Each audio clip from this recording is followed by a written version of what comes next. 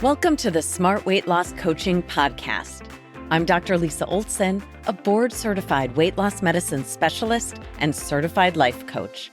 In this podcast, I'll share fresh insights and effective techniques for incorporating mindset, habit change, and proven science into your life. Are you ready to achieve sustainable weight loss, wellness, and longevity? Then let's jump in and lose weight the smart way. Welcome back. Today I took a yoga class at a new studio. I'm a mediocre yoga student, but I make up for my lack of flexibility with eagerness. I want to get the most out of every class that I take and earnestly follow the instructions of the teacher. The instructor today was so calming and charismatic. He was a white-haired older gentleman, very kind and grandfatherly, and he explained quite a bit about why we were doing what we were doing. His name is Chuck, which for some reason struck me as funny. It didn't sound like the name of a yoga teacher, but more like a guy you'd play pickup basketball with. Of course, like so many things in life, I noticed parallels between Chuck's yoga practice and our practice of seeking to reach and maintain a healthy weight and striving to lengthen our health spans. This yoga class was called a Yin class. Even if you've never taken yoga before, you've probably heard of Yin and Yang, which is the fundamental Chinese philosophy of complementary opposing forces in the universe. Even though I've taken yoga before, I've mainly taken classes with names like power yoga, hot yoga, and flow yoga. So Yin yoga was a new concept to me today. I read a little bit about it before going to the class and learned that Yin yoga is influenced by both Taoist and Hatha yogas, and that different types of yoga involve complementary forces. One can think of lightness and darkness as complementary forces, but also in yoga, you can think of stillness and passivity being complementary to dynamic activity. The kind of yoga I've done in the past is that dynamic, active type where I'm pushing myself. My limbs are quaking as I hold challenging poses, and I'm flowing rapidly from one pose to the next.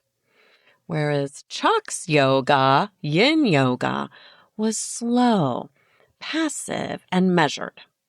Postures are held for longer periods of time, cultivating patience and stillness. And there's a gentle focus on mindfulness. We were encouraged to tune into our bodies and notice different parts of our bodies without judgment. In Yin yoga, finding your edge refers to locating the point of gentle discomfort in a pose, where you feel a stretch but never any pain. This principle encourages people to listen to their bodies and respect their individual limits while still pushing the boundaries of their flexibility and range of motion. Overall benefits of Yin yoga include increased flexibility and also stress reduction and increased mindfulness. It's more than just a practice. It's a holistic approach to wellness that emphasizes the connection between body, mind, and spirit. Most weight loss programs are not about the yin, in my experience, and that imbalance may be exactly why so many people burn out.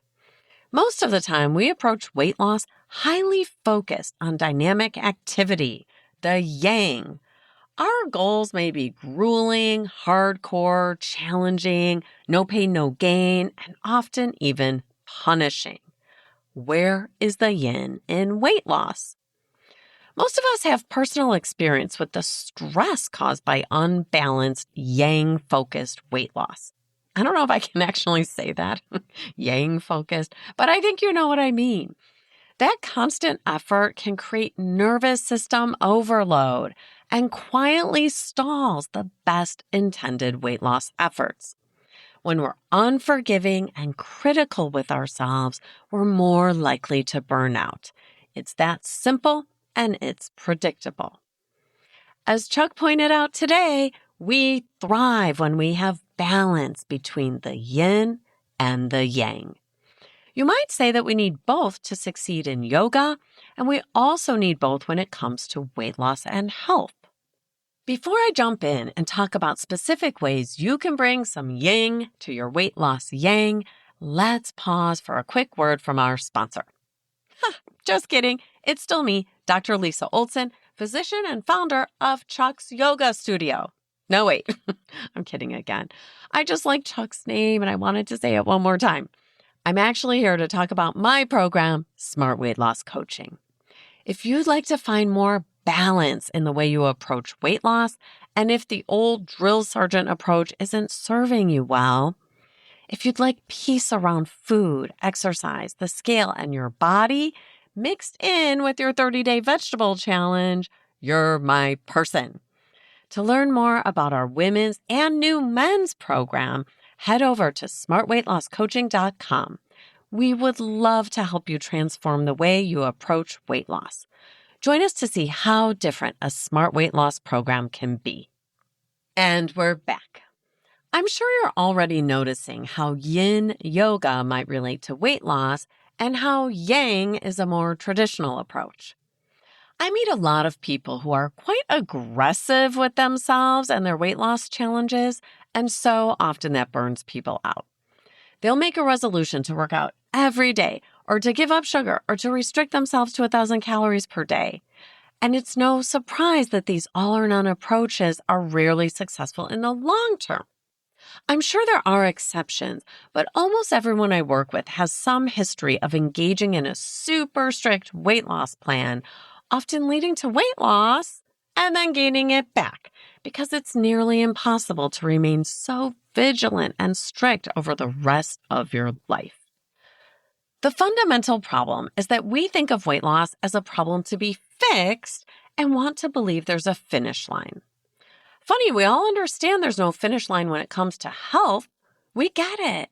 There's always something we can do to improve our health year after year. But for some reason, we don't think that way about our weight. We expect to swoop in with a combative determination, fix the problem, and then magically do whatever we want once we've lost the weight. As someone who used to always be on that weight loss hamster wheel, I completely understand. But since none of us are attending our first weight loss rodeo, we know that weight management is a lifelong process, just like better health. We don't check the box on weight loss and go on to address other things, kind of like dental health. If you have great teeth, it's probably because you're still brushing, still flossing, limiting your candy, and seeing your dentist regularly. If you don't want your teeth to be stained, maybe you whiten them periodically if you drink coffee or red wine. Sometimes you need more invasive dentistry if there's a problem. But the rest of the time, you just keep putting in the work that maintains your dental health. When it comes to the yin in weight loss, I can think of many things I do to create gentle balance while stretching myself to make progress. And I'm sure many of you have practices that help you find your weight management balance also. Here are just a couple of my examples. Number 1, I avoid all or none rules, and I give myself partial credit. If I try to do something like reduce my sugar intake or increase my exercise, I set a goal that's realistic, and I'm going to reward both my success and my effort. I'm not going to commit to no sugar at all for the rest of my life or act like only an hour of exercise counts. Taking a pass on a second cookie is better than eating 2 or 3 or 4 cookies, right? And exercising for 15 minutes is better than 0 minutes. That's the yin. Stretch yourself, but without judgment. The research tells us that tracking what we're working on is impactful, so I often mark down both my wins and my efforts. You could give yourself 1 star for a low sugar day and 2 stars for a no added sugar day. If you eat a lot of sugar, I get it. You might have a 0-star day, and that's okay, because you can still learn something from those days too. And a star is still a star, so keep in mind that those 1-star days are worth celebrating. At the end of the month, you could either believe you blew it because you only gave yourself a star if you followed a perfect no sugar plan, or you might be celebrating 40 stars for a combination of some 2-star days mixed in with a lot of 1-star and some 0-star days. 40 stars is effort. It's gentle movement in the right direction, especially if next month you get 45 stars and 48 the month after that. Notice what you're doing without judgment, being mindful about the effort you're making. This creates balance and makes long-term change possible. You're not going to burn out if you give yourself partial credit, and you don't have to have 60 stars a month. Here's a second example of how I like to incorporate a little yin into my weight loss yang. I don't compare myself to others, and I don't judge myself.